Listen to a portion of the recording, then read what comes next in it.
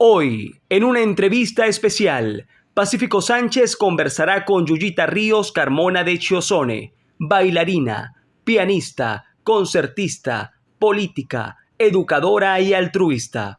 Una mujer luchadora por la ciudad de Barquisimeto y sus espacios, además que ha dedicado su vida a la cultura y a una labor social admirable. Estamos en presencia de la profesora María de Lourdes Chiozone, es viuda del doctor Pablo Chiozone, juez superior del Estado Lara y decano de la Facultad de Derecho de la Universidad Fermín Toro.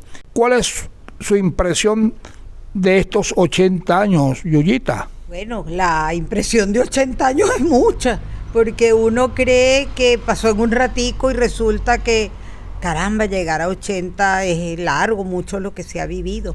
Yo nací en Caracas, como tú dijiste, un 29 de mayo de 1943, hija de Emilio Ríos Vale y de María de Lourdes Carmona Figueroa de Ríos Vale.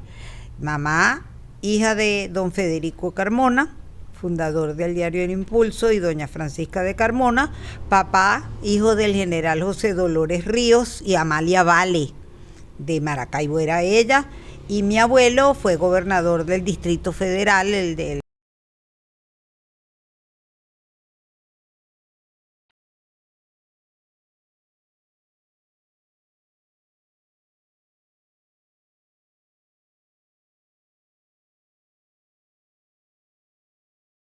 acción muy grande en estos 80 años, en primer lugar, de haber conseguido un gran compañero, como fue Pablo Chiozone Anzola, era una persona maravillosa, de haber recibido una buena educación de parte de mis padres que me permitieron desenvolverme en la vida, de haber tenido dos hijos extraordinarios, Juana Inés, la mayor, Pablo Ernesto, el segundo, y tener un nieto a quien no veo desde hace mucho tiempo y que suspiro por verlo, a Juan Pablo Chiozone Expósito, que está viviendo en España, como se ha ido tanta gente del país con esta diáspora.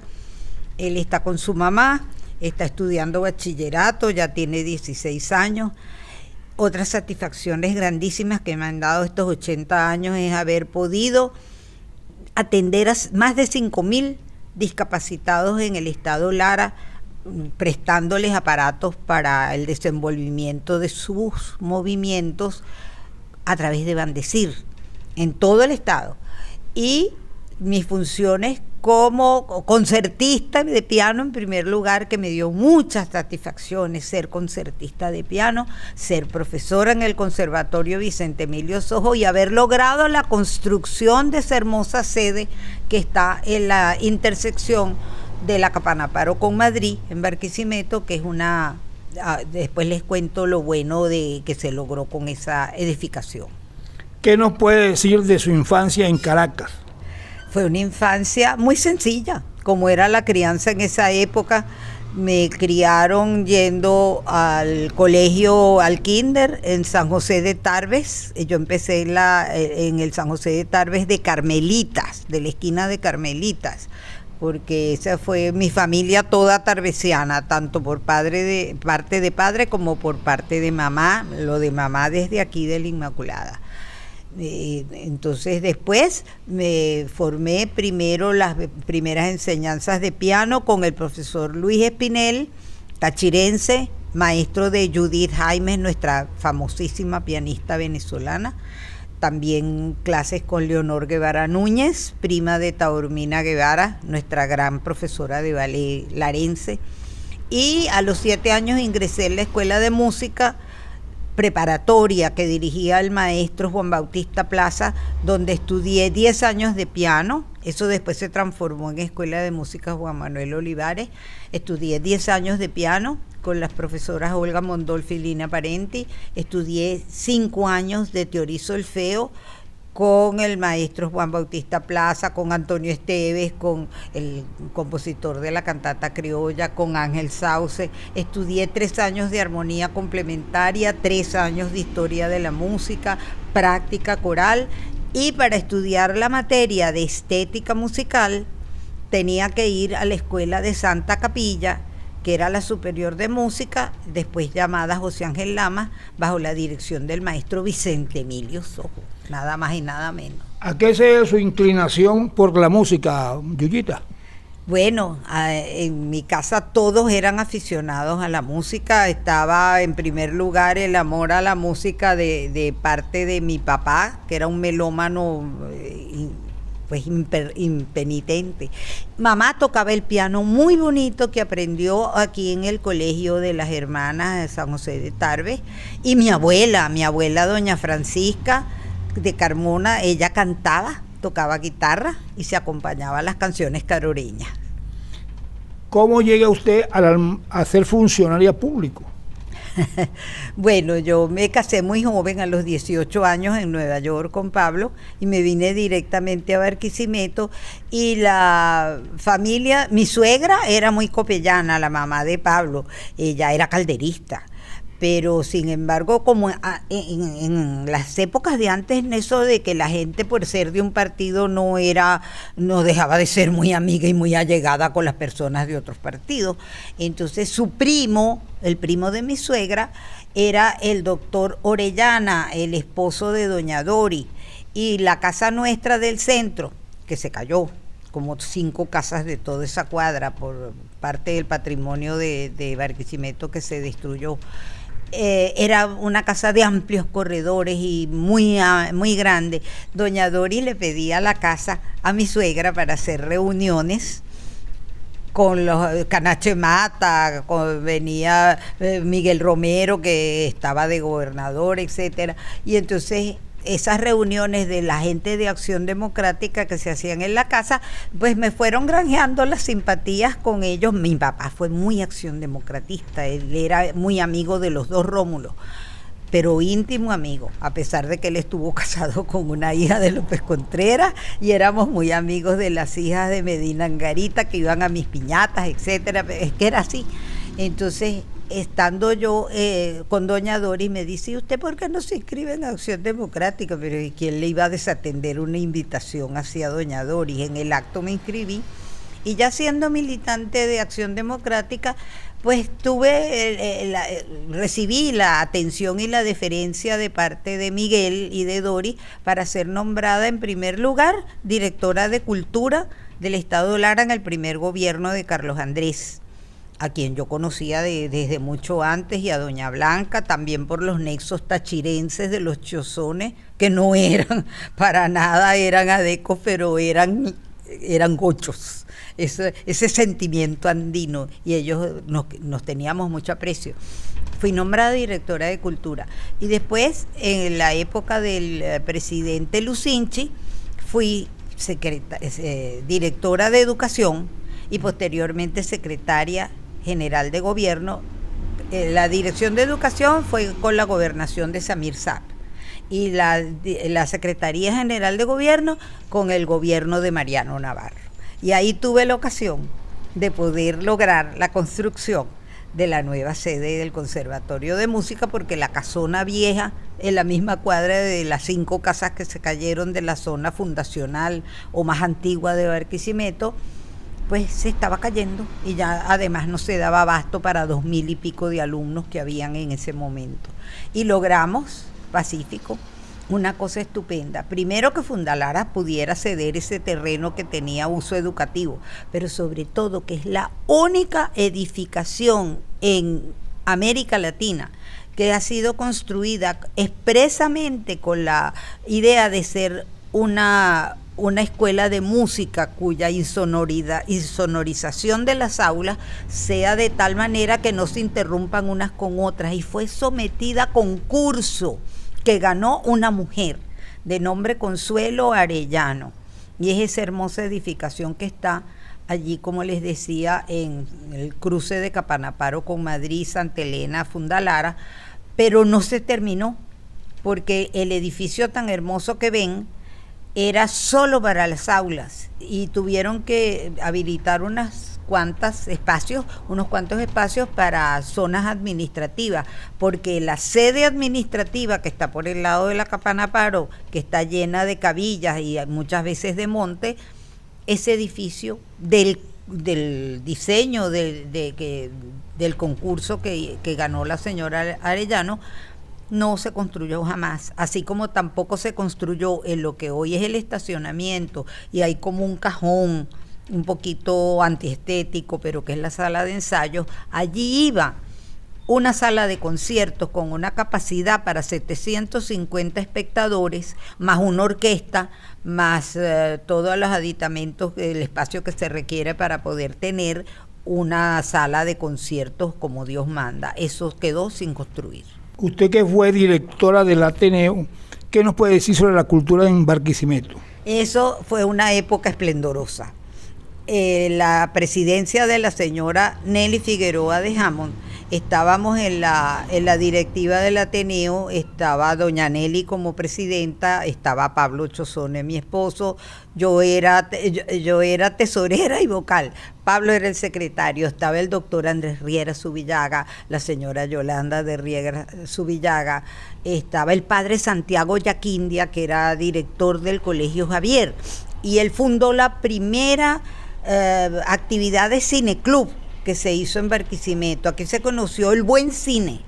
Se hacían festivales de cine estupendos, español, cine francés, cine italiano. El padre Yaquindia, en la sede de la sacristía de la Basílica del Cristo, se hacían las sesiones de cine.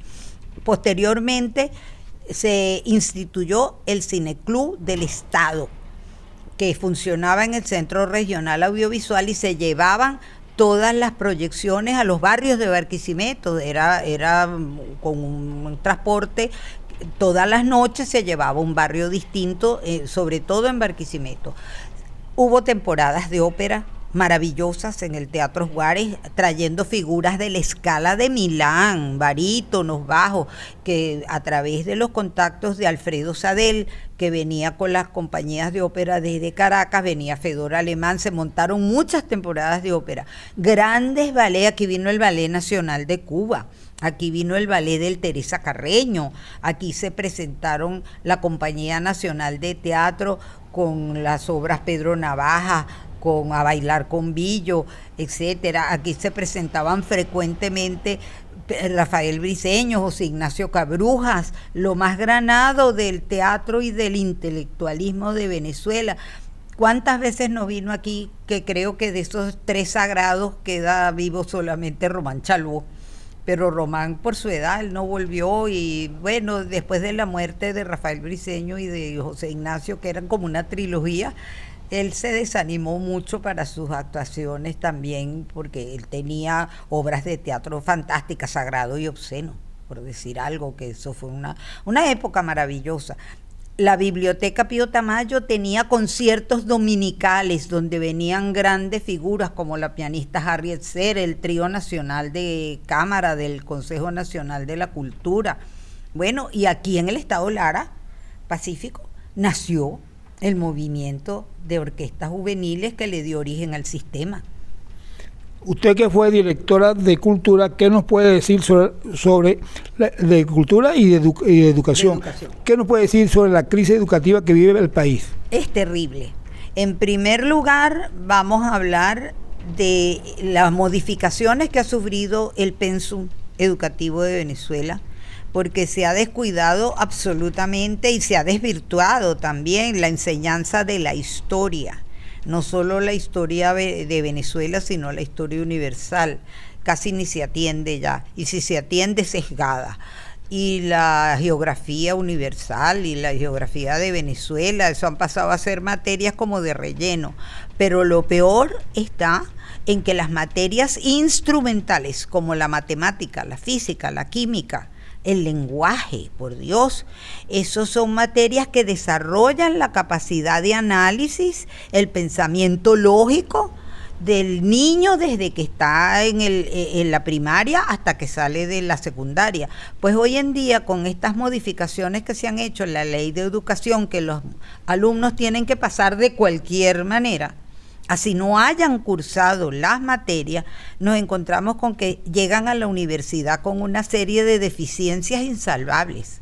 absolutamente, desde el lenguaje, los errores de ortografía, de redacción, de sintaxis que cometen esos muchachos, bueno, uno los está viendo hasta en profesionales del derecho que consignan documentos en los tribunales con una redacción y unas faltas de ortografía tan insólitas que avergüenzan. Y por supuesto, un joven que desea estudiar, por ejemplo, informática, ingeniería civil, materias de ciencia, que no ha visto suficientes clases de matemáticas, de física o de química, no puede abordar en absoluto, pero sin embargo los pasan. ¿Por qué no las recibieron? Porque desgraciadamente por la diáspora se ha ido una cantidad inmensa de docentes de esas materias y no hay quien las dicte. Y en segundo lugar, ahorita estamos viviendo una parte lastimosa y vergonzosa que es el maltrato de salario hacia los docentes, que deberían ser, como en todas las partes del mundo desarrollado y civilizado, como Finlandia y Japón, los mejor pagados, porque ellos forman a los profesionales del futuro y de todo el país. Por último, quisiera preguntarle cómo siente el triunfo literario de Cadenas.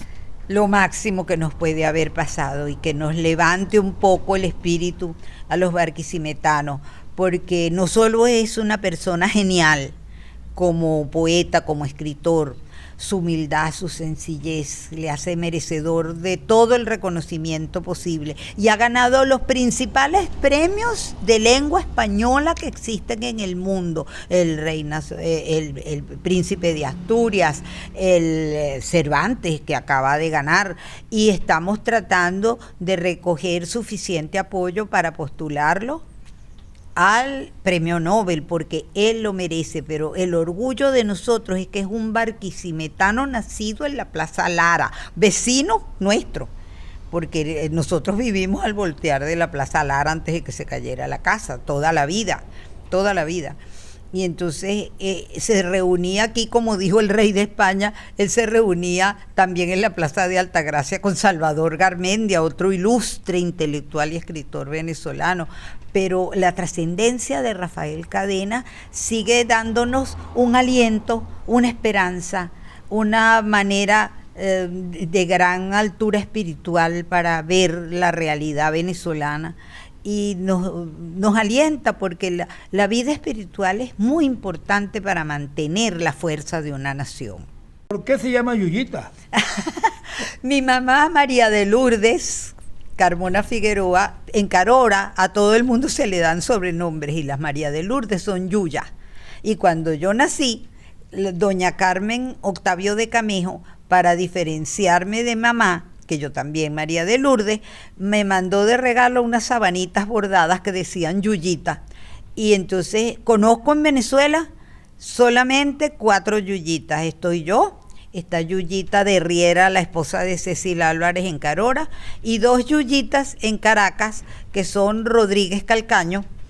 Una es Yuya, más que Yuyita, y la menor de ellas, la hija, también es Yuyita. De resto, más ninguna.